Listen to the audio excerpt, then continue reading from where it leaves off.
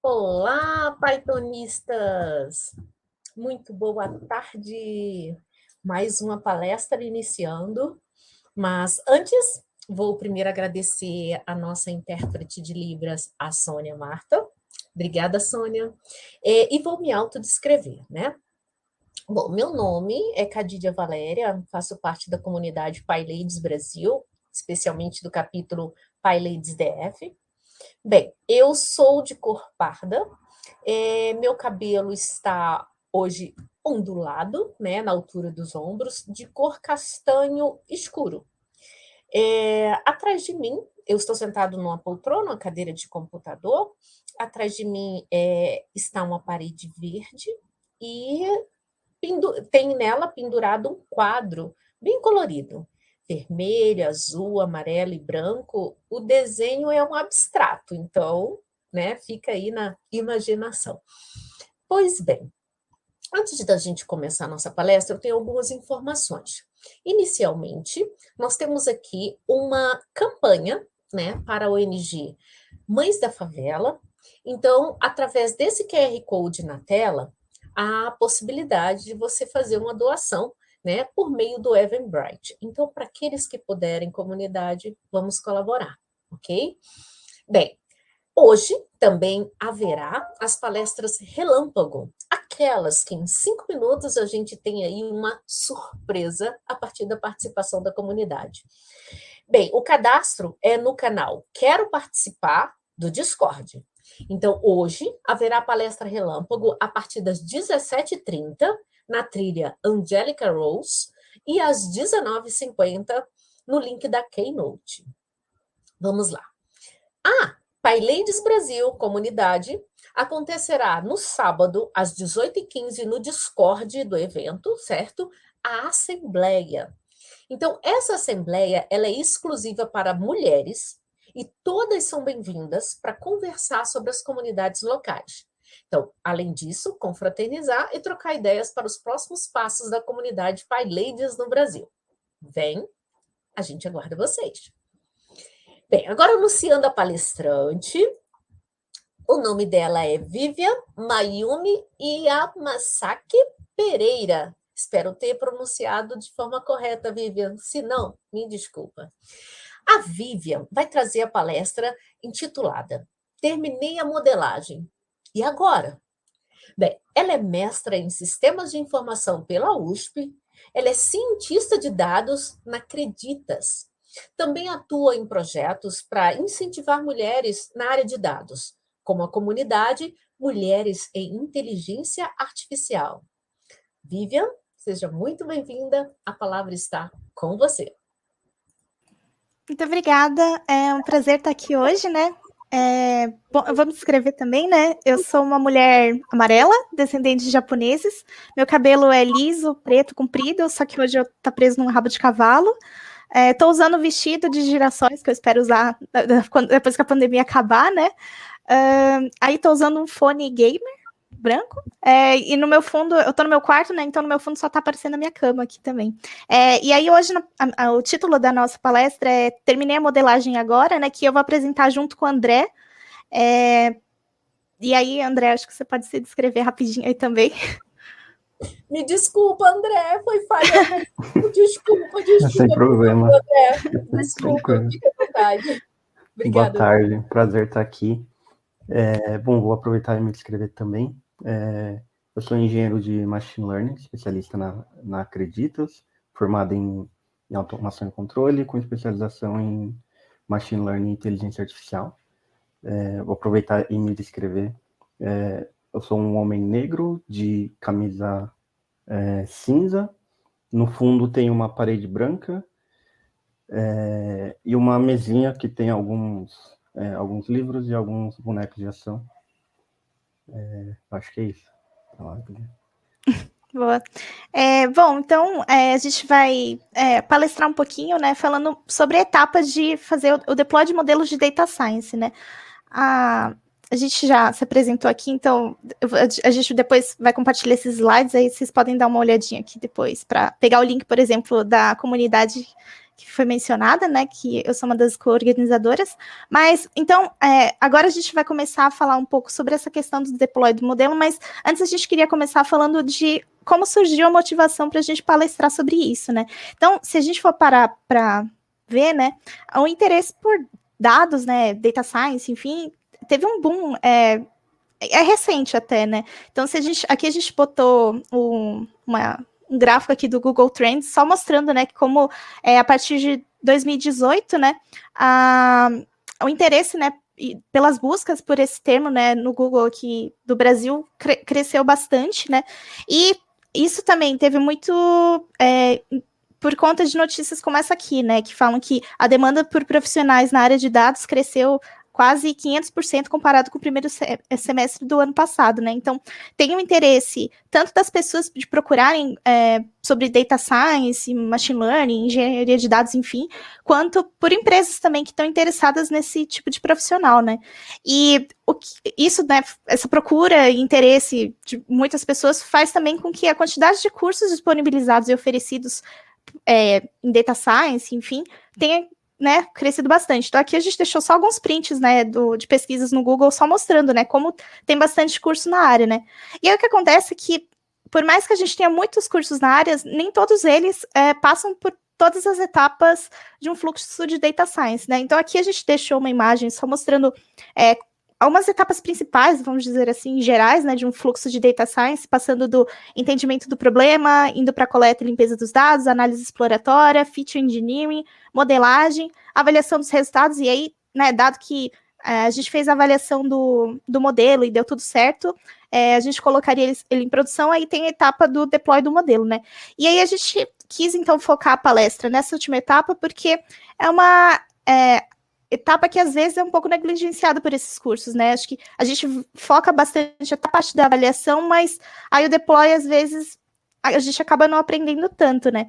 E aí, pensando quando a gente está estudando ou fazendo pesquisa, nem sempre a gente vai fazer um deploy desse modelo, porque ele não vai ser consumido, né? Mas pensando que a gente está trabalhando numa empresa, né? E que esse modelo, idealmente, deveria gerar valor, né? E ajudar na tomada de decisão, o deploy é uma etapa importante, né? Nem sempre o cientista de dados, né, vai fazer esse deploy sozinho, né? Aqui na Acreditas, por exemplo, o time de Data Science trabalha muito com o time de Machine Learning Engineer, né, para fazer esse deploy, mas é interessante que o meu time consiga construir um modelo e todas as etapas de uma forma que facilite esse processo, né? Então, por isso que a gente quis focar nessa última etapa aqui, para falar um pouquinho, né, dar algumas dicas, dar algumas ideias de como pode ser feito esse deploy e também desafios, né, nessa etapa, né? Então, eu vou falar um pouquinho antes desses cuidados que a gente tem que fazer antes do deploy em si, né? E aí o André depois vai focar mais na parte de como fazer esse deploy. E aí, para isso, a gente quis pegar algum exemplo, né, para deixar algum código para ajudar a mostrar como é que a gente poderia fazer isso, né? E para fazer isso, a gente pegou aquele conjunto de dados super famoso do Titanic, né, que tem no Kaggle. A gente deixou o link aqui para quem quiser ver, mas basicamente é um problema que você tem que tentar predizer se uma pessoa sobreviveu ou não ao naufrágio do Titanic, né. Então, para quem nunca viu o dado, né, aqui a gente deixou uma foto, um print, né, de como seria as primeiras linhas do conjunto de treinamento, né. Então, a gente tem uma série de dados aqui, mas a gente não vai usar todos, né. Então, aqui a gente vai usar basicamente o gênero, a idade, quanto que a pessoa pagou na passagem, a classe, se ela estava na primeira, na segunda ou terceira classe, e o target em si, que é se a pessoa sobreviveu ou não, né? Então, desse conjunto, a gente vai pegar só essas colunas de exemplo. E aí, para falar, né, dos cuidados que a gente deveria ter antes de fazer o deploy em si, eu vou focar um pouquinho na parte da feature engineering, que ela é bom ter esse cuidado porque facilita bastante na hora do deploy, né? Então, aqui eu deixei uma imagem, né, de um notebook que eu tinha feito uns anos atrás, para questões de estudo mesmo, que aqui a gente consegue ver que no próprio notebook eu já fiz uma série de tratamentos no dado, né? Então, aqui tem tratamento de valores faltantes. Ai, meu Deus. Sumiu. Ai, pronto. Conversão de variáveis categóricas, né? Então, tá tudo no notebook só, né? Então, quando a gente está estudando, às vezes a gente acaba fazendo tudo num notebook só e tudo mais, mas se a gente for parar para pensar que esse modelo né, deveria ser consumido por uma aplicação e tomar decisões, né, e fazer predições em tempo real, deixar as coisas todas no notebook pode ser um pouco complicado, né? Então, por isso que é interessante a gente ter esse cuidado e tentar pegar essas coisas do feature engineering e botar num script que a gente pode executar com mais facilidade, né? E aí, ainda pensando na questão da feature engineering, a gente tem alguns problemas, algumas questões, na verdade, né? Que eu fiz a normalização dos meus dados, né, do conjunto de treinamento, e como é que eu faço isso? Como é que eu faço para isso ser replicado em produção também, né? Como é que eu faço essa conversão aqui desses números que eu vou receber quando eu tiver um exemplo, né, em produção?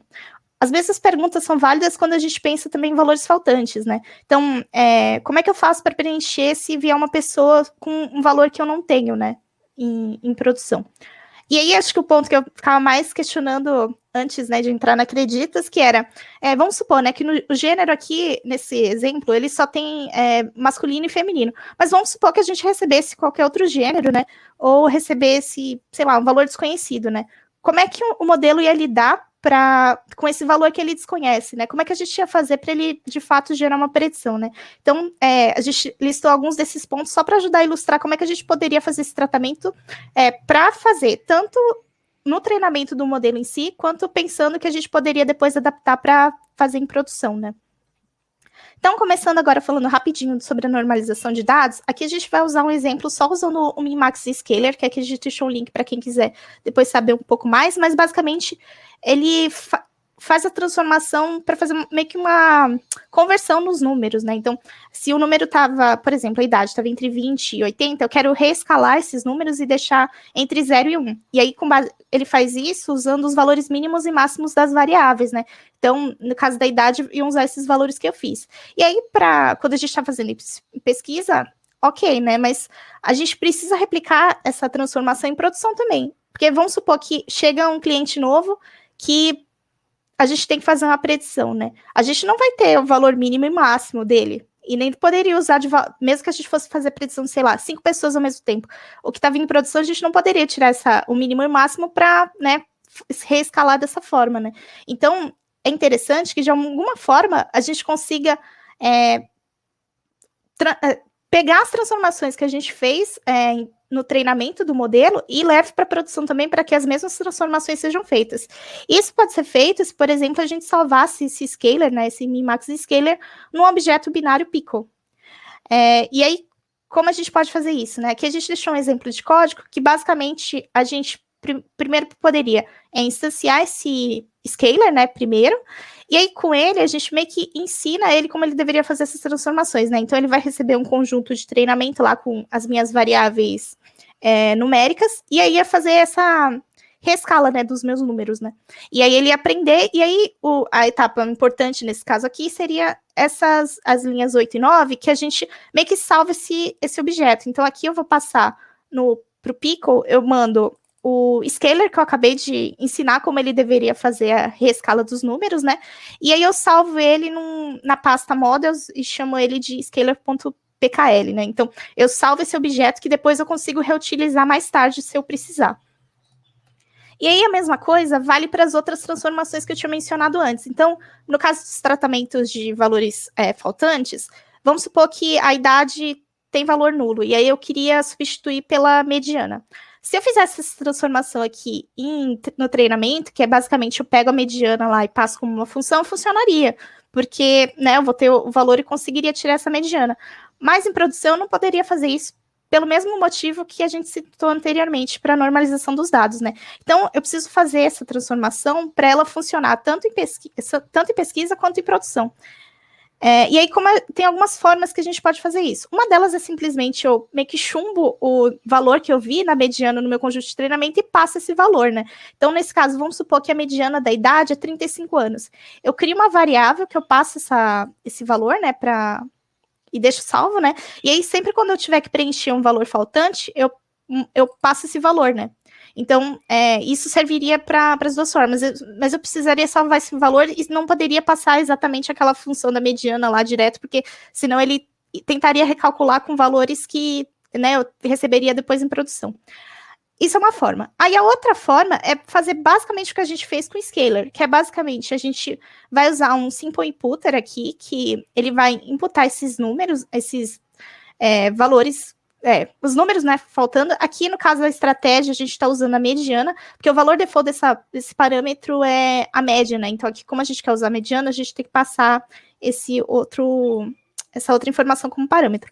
E aqui, basicamente, a gente faz a mesma coisa que a gente fez com o Scalar, né? Então, a gente meio que ensina que valor que ele tem que substituir quando estiver faltando alguma coisa para cada uma das variáveis. E aqui eu também só salvo esse inputter, né, que eu acabei de ensinar como é que ele tem que fazer, num arquivinho também, na mesma pasta que foi salvo o Scalar.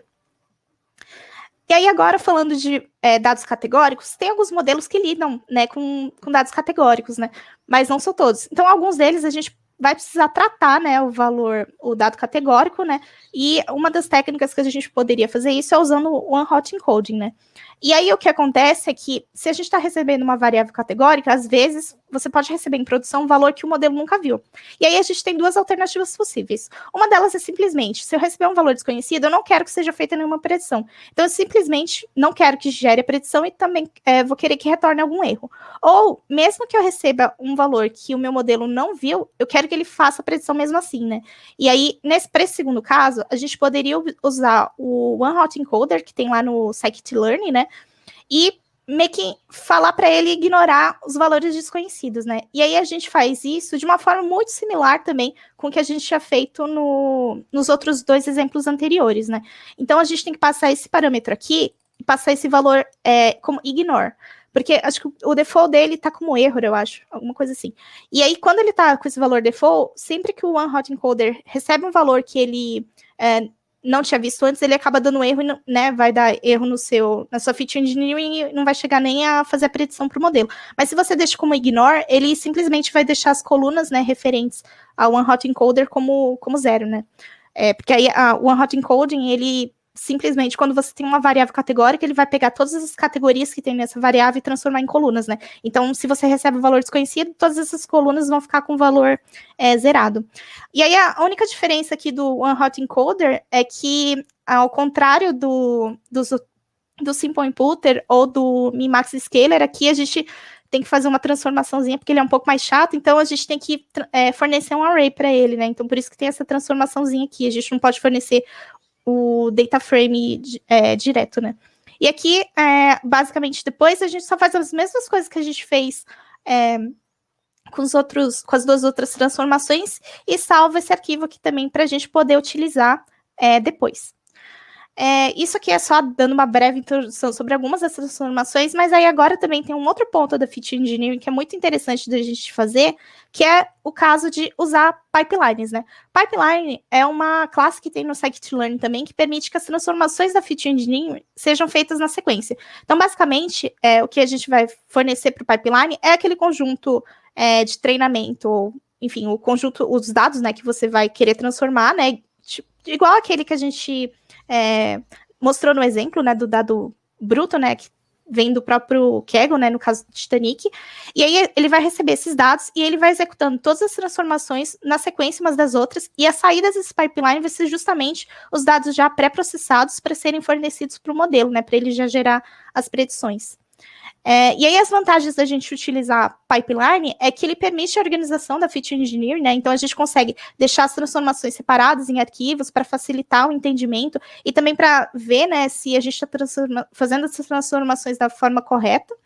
E também permite que seja criado um padrão que possa ser entendido por outras pessoas do time, né? Então, às vezes tem outras pessoas, né, do time que vão trabalhar no projeto que você está trabalhando agora, então, como já tem uma estrutura meio padrão, elas conseguem identificar o que está fazendo o que, se está certo, se não tem nada muito estranho, né, no código, e também facilita quando tem trocas entre times, né, então, por exemplo, o time de Machine Learning Engineer que o André ele ajuda bastante o time de Data Science a botar os modelos em produção, né, então, como a gente segue um padrão na hora de criar um pipeline, fica muito mais fácil para eles entenderem também como é que é feito as transformações e o que está saindo da feature engineering, né.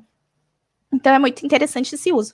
Então, aqui a gente deixou um exemplo de como poderia ser um pipeline para essa base do Titanic, né? Então, um pipeline, a gente vai ter um script, né, em Python, que a gente vai importar cada uma das transformações que a gente fez, né? Nesse caso, a gente deixou separado em 3 arquivos diferentes, né? Um deles vai ter a transformação dos valores faltantes, o outro vai ter da normalização de dados e o outro vai ter da transformação das variáveis categóricas. E aí, esse pipeline, ele vai ter a gente tem um método aqui que vai ter um pipeline que ele basicamente vai executar as coisas nessa ordem aqui. Então, primeiro, eu vou fazer a transformação das minhas variáveis categóricas, depois eu vou inserir, preencher, né, os valores que estão faltando, e por último, eu vou fazer a normalização dos meus dados, né? E aí aqui a gente vai, como eu disse, a gente vai ter, aqui nesse caso a gente tem um arquivo para cada uma das transformações, então a gente vai mostrar uma bem rápido, mas depois o André vai mostrar um link lá do repositório do GitHub, que a gente deixou tudo com calma para quem quiser se aprofundar, né? Mas aqui, para esses exemplos, usando a parte de normalização dos dados, né? Aqui a gente vai ter o import de algumas coisas que a gente vai usar ao longo desse arquivo, né? Aí depois a gente tem um método inicial, assim, que ele logo que a gente inicia, né, essa classe e tudo mais, ele vai pegar as variáveis que eu estou querendo que sejam transformadas e também vai fazer o load, né, do scaler que a gente criou no treinamento. Aqui a gente criou essa funçãozinha que ele basicamente pega aquele arquivo que a gente salvou anteriormente, né? Esse try deveria funcionar porque se a gente usar isso em produção, a gente deveria já ter feito todas as transformações de dados e ter esses arquivos, né? Então, o except, que seria quando a gente não tem esse arquivo, seria quando a gente estivesse fazendo o treinamento do modelo, enfim, fazendo a feature engineering. Aí, cada um desses transformers, né, cada uma dessas classes vai ter método de fit transform. O fit a gente não usa em produção, né, porque o fit é onde meio que a gente está ensinando, né, o que o scaler precisa fazer, quais transformações dos dados ele vai precisar fazer, né? Então, esse fit aqui, que é basicamente aquele código que eu tinha mostrado anteriormente, ele seria só se a gente usasse esse mesmo pipeline para pesquisa e para produção também. Porque, geralmente, as adaptações que a gente precisa fazer, às vezes não são tantas, né? Depende muito do dado, do projeto, mas, enfim, às vezes é muito pouco, bem menos coisa que a gente precisa mudar quando está usando essa estrutura de pipeline, do que se a gente, por exemplo, tivesse que catar tudo que está no notebook e depois adaptar para produção, né? Mas, enfim, o método que a gente, de fato, usa quando a gente está fazendo o pré-processamento dos dados em produção seria o transform, né? Que aqui, basicamente, o que eu estou fazendo passando as variáveis que eu tenho, né, as numéricas que eu quero fazer o scaler, né, e pedindo para ele, para o scaler que eu criei, né, no meu treinamento, para ele fazer a mesma transformação daquele mesmo jeito que a gente salvou antes, né. Então, aí a gente consegue fazer usando esse método. E aí, outra coisa que é importante falar é que a ordem do pipeline é muito importante, porque, como eu disse, o pipeline ele é executado uma na ordem da outra. Então, a primeira coisa que ele vai fazer é a transformação das variáveis categóricas. Se, por um acaso, eu tivesse feito primeiro a normalização dos meus dados, né, numéricos, e depois eu fosse fazer essa segunda transformação aqui, que seria de colocar valores faltantes, poderia dar ruim, né? Porque, primeiro, eu estou escalando os meus números para deixar numa escala entre 0 e 1. Aí, vamos supor que a idade eu preencho com 35. Aí vão estar todos os números numa escala entre 0 e 1, e só a idade vai estar com 35. Então, a ordem, é muito importante tomar muito cuidado com a ordem como que a gente faz o pipeline, justamente porque, às vezes, a gente pode acabar fazendo na ordem errada, e aí vai dar ruim na hora que a gente for fazer predição, né? Então, é bom tomar cuidado e se atentar com isso.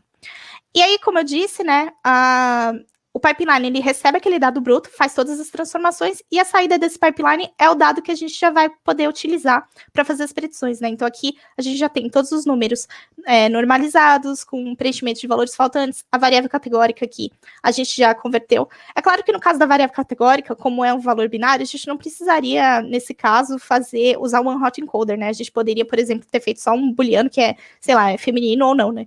Mas, só para fim de ilustrar, porque se você tem uma variável categórica mais complexa, vamos supor, sei lá, escolaridade, que tem ensino médio, ensino fundamental, ensino superior, enfim, um monte de coisa, se você recebesse outras coisas diferentes disso, aí pode ser interessante fazer essa transformação que a gente tinha mostrado antes. E aí, agora falando um pouquinho, né, a gente falou da feature engineering, mas outra coisa que é muito importante também é salvar o modelo, né, que às vezes a gente pode no mesmo notebook, né? Já fez o feature engineering, já faz a modelagem e deixa o modelo lá, né?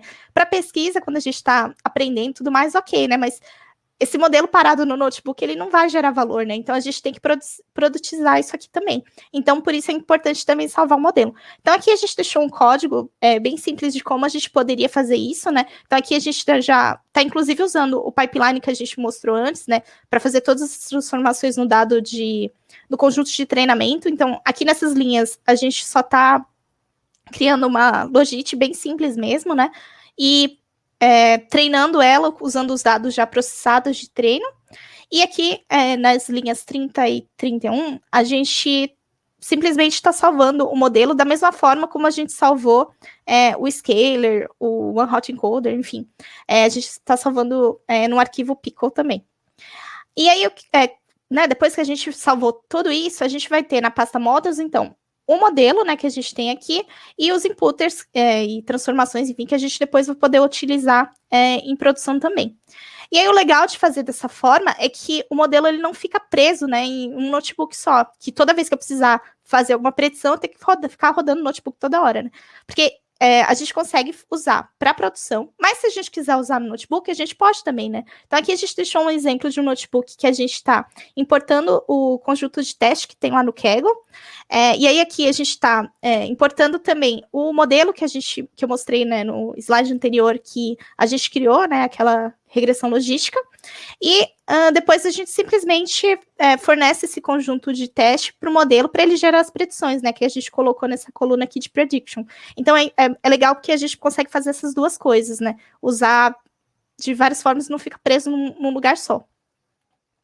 Então, o TLDR que eu queria deixar aqui, antes de passar a palavra para o André, é que é legal a gente usar pipelines para facilitar o entendimento e organização do código da Feature Engineering, porque isso facilita bastante, não só no fazer o deploy do modelo em si, mas também no próprio treinamento ajuda bastante. E também... Ai, meu Deus, passei o slide errado. E também é interessante salvar o modelo e fazer as transformações da Feature Engineering, né, para você, de fato, replicar tudo que você transformou, do mesmo jeito que você transformou no treinamento, transformar em produção também. Então, não necessariamente você vai criar aquele transformer lá, o scaler, ou o inputter, igual a gente criou lá, né, de salvar um objeto, né? Às vezes você pode querer só fazer a transformação, igual a gente tinha falado, da idade, né, de ser 35, mas de alguma forma, esse 35, ele tem que ser passado para você também fazer esse preenchimento em produção, porque senão o modelo ele não vai receber um valor que de fato foi o que ele aprendeu, né? Então, aí são essas as mensagens principais que eu queria falar, né? E aí agora eu vou passar para o André para ele continuar a partir daqui e falar de fato sobre a parte do deploy. Obrigada.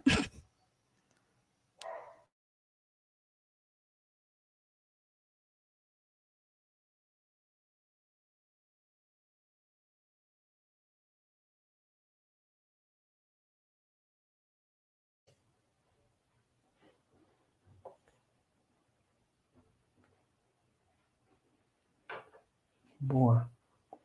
Será que eu consigo compartilhar minha tela?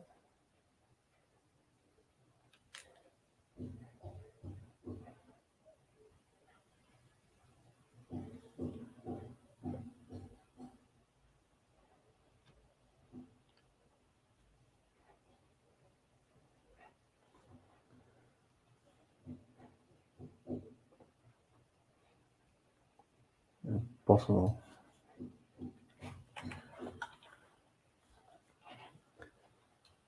Bom, legal. Então agora eu vou falar um pouco mais da parte do deploy em si. Todas essas dicas que a Vivian mostrou, tanto que salvar os modelos e as transformações de Pickle, tanto os pipelines, tudo isso facilita, que nem ela falou, facilita o processo de implantação do modelo, que eu pretendo detalhar um pouco agora, como que seria esse processo. Antes disso, né, só para ajustar um pouco a expectativa, existem muitas formas de fazer implantações de modelos, nesse caso, o modelo que a gente está apresentando. A gente vai mostrar uma dessas alternativas, não necessariamente a certa, mas a alternativa mais simples que a gente encontrou para fazer essa implantação mais fácil possível. Mas diferentes casos de uso poderiam precisar de diferentes pipelines para implantar os modelos. Falando então, quais seriam algumas das etapas para implantar esse modelo?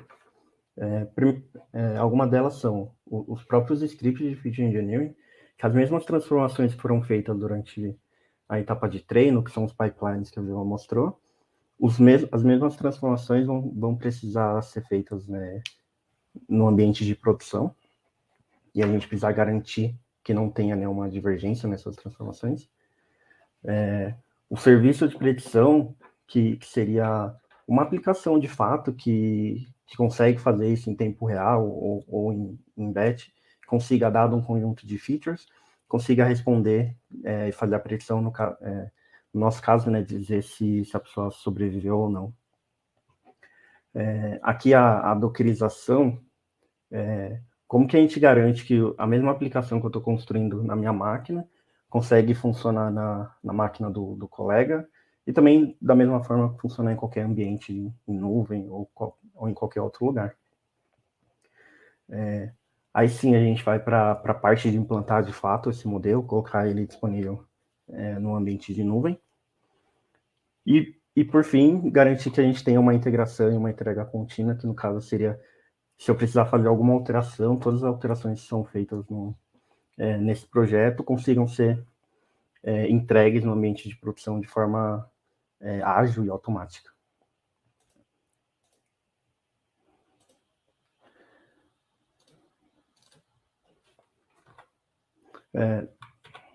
Descrevendo então um pouco como que seria esse serviço de predição, o processo de implantar um modelo ele é bem parecido com o processo de implantar uma aplicação mesmo, com algumas particularidades. Então, pensando nesse serviço de predição, a gente poderia construir uma API para servir esse modelo, e aí, dessa forma, qualquer aplicação consegue se comunicar com esse modelo usando uma API, de forma que na requisição sejam passadas as features que são necessárias, as features raw, e dentro dessa aplicação, a gente faz toda a transformação, que aplica o feature engineering para preparar os dados, carrega o pickle que foi treinado e salvo anteriormente, faz a predição e retorna esse resultado para o cliente, para a aplicação que fez a requisição. Ficaria uma aplicação bem simples nesse caso. E aí, só para ilustrar um pouco como seria, a requisição recebe um JSON com os valores raw, aplica feature engineering e transforma isso num data frame exatamente igual àquele que a Vivian tinha mostrado, que é o que o modelo espera. E após a predição, a gente devolve um JSON na requisição que foi feita pelo cliente. E aí funcionaria mais ou menos dessa forma em produção para fazer as requisições. Aqui eu coloquei um exemplo de como que ficaria o código disso, considerando que seria uma aplicação Python, né, com uma API e utilizando o Fast API para isso. Ficaria uma coisa bem simples aqui no código, a gente tem uma rota de health check. É bem comum, né, nas aplicações de API, basicamente só para garantir que você consiga validar se a sua aplicação continuar rodando de forma rápida. E toda a predição, todo aquele fluxo que eu mostrei anteriormente, ficaria mais ou menos dessa forma. Você recebe os dados, as features, transforma isso em um data frame, que é a forma como o modelo espera, aplica o feature engineering nesses dados, em seguida faz a predição. E aí depois você só precisa montar a resposta, montar um JSON e retornar a requisição. Então, em termos para montar essa API, ficaria bem simples.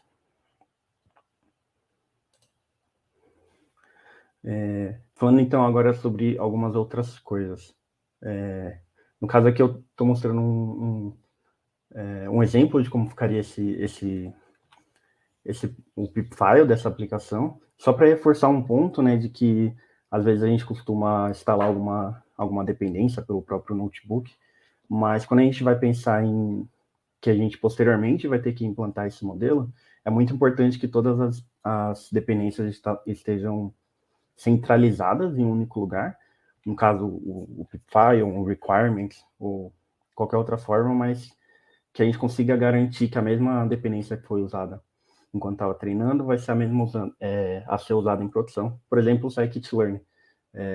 Se a gente treinar com uma versão do scikit-learn e for tentar rodar em produção com uma versão diferente, a gente pode ter alguns resultados inesperados ou até mesmo quebrar a aplicação.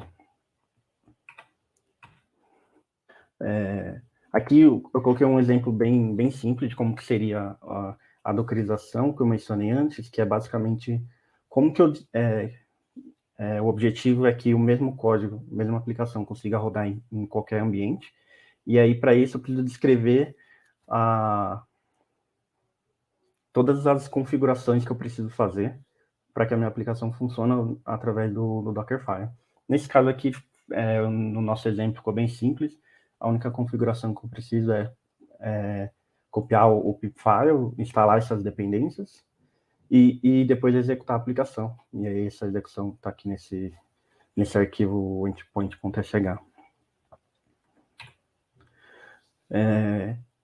Falando um pouco da integração e da entrega contínua, existem várias formas de fazer isso. Nesse exemplo aqui eu utilizei o CircleCI e aí eu fiz a implantação num cluster ECS da AWS, que basicamente é um serviço em que a gente consegue executar containers.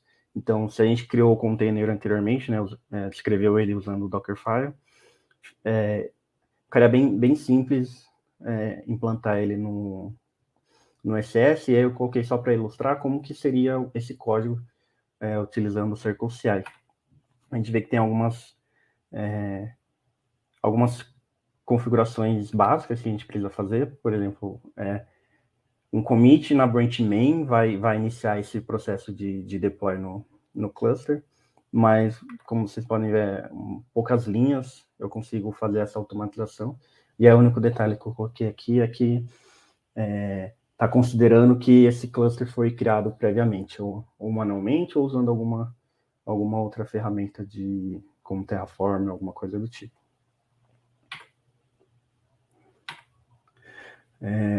Só para resumir, então, né, como que ficaria esse fluxo, um commit feito no Git, no GitHub, triga todo aquele processo de implantação no CircleCI, e aí você pode adicionar etapas de teste e tal, faz o build dessa imagem, salva no outro serviço, que é o serviço da AWS, que é o ECR, onde as imagens vão ficar salvas, as imagens Docker, faz o push no ECR e depois faz o deploy desse container no ECS. E aí tudo isso é automatizado. Tudo isso acontece a partir de um commit. Faz um commit no GitHub e todo esse processo de deploy acontece. Em resumo, esse é um processo bem simples de como a gente poderia implementar um modelo simples desse. Como vocês podem ver, eu acho que bastante coisa comum de uma aplicação normal. Mas aí eu gostaria só de trazer algum questionamento, mais como que a gente faria se a gente tivesse muitos modelos, ou se a gente precisasse escalar isso, né, que é a realidade de muitas empresas quando a gente traz para esse cenário, né? Então, o primeiro questionamento é como que a gente garante que os dados em produção são iguais aos dados de desenvolvimento? Parte disso a gente consegue resolver com que a Vivint explicado, né, utilizando pipeline, garantindo que o mesmo pipeline que você usou em treino é o que vai em produção, mas quando você tem muitos projetos é difícil de gerenciar. Tem algumas opções para resolver isso, como é o caso do Fit Store, que é algo que está ficando cada vez mais comum. Tem um link aqui, caso alguém tenha curiosidade para ver um pouco mais. Duplicação de código, porque nesse caso a gente criou um repositório, colocou todos esses códigos nesse repositório, códigos que às vezes são comuns, como criar uma API e tal. E se a gente tiver muitos projetos, 50 projetos, imagina como seria difícil ter todo esse mesmo código duplicado entre vários repositórios. Então, quando a gente vai escalar, utilizar essa forma que a gente escreveu provavelmente traria alguns desafios adicionais. O monitoramento também. É muito fácil monitorar um modelo, mas e se eu tiver muitos, como que eu automatizo isso? Não só automatizar, mas tem vários tipos de monitoramento, né? Tem os monitoramento da aplicação, verificar se a aplicação continua funcionando, mas tem monitoramento de performance, entender se o seu modelo descalibrou ou não. Então, tem vários tipos de monitoramento. Quando a gente começa a escalar a quantidade de modelos, automatizar esse processo fica cada vez mais importante. Um ponto importante também é como a gente acessa o histórico de predições.